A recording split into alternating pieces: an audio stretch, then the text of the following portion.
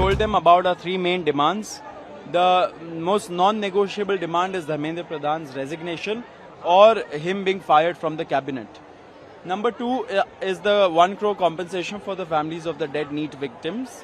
And number three is that the FIRs that have been filed, 11 as per our last count, those FIRs have to be withdrawn and a sovereign guarantee has to come from the government that they won't proceed against any peaceful protesters or organizers in the future.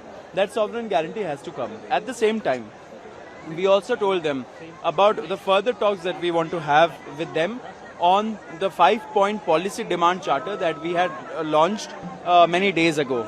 That is to change holistically and foundationally the education system and to address the paper leaks.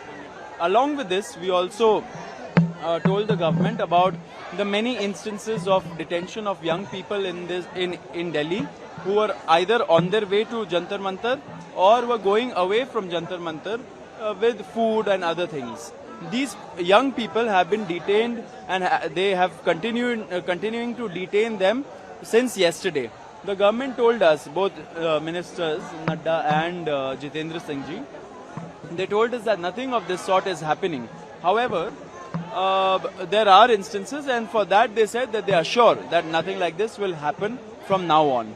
So, going back to our main demands, point number 2 and point number 3, the compensation and the FIR withdrawal and sovereign guarantee, the government is in principle okay with it and they are positive about this. What about Mr. Pradhan? About Dr. Pradhan, now of course, I mean, we spoke with them, we told them that this is non-negotiable, it's not about the CJP or Sonamji or any one individual. This movement is about accountability. That is what people have most resonated with. And the entire country, wherever these protests are happening, they have a single point demand that Dharmendra Pradhan has to accept accountability and resign or be fired from the cabinet.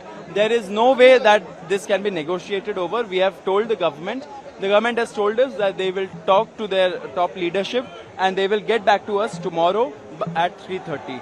We have also told them that if tomorrow we don't see any movement towards a resolution, then either tomorrow or day after we'll be giving a nationwide bigger call than 20th July for us to be able to address this issue and continue with the protest. No, but at the same point in time, the meeting or whatever is happening at 3:30 tomorrow, will it be a meeting or will it be a phone call or a normal communication? No, it will be a meeting again.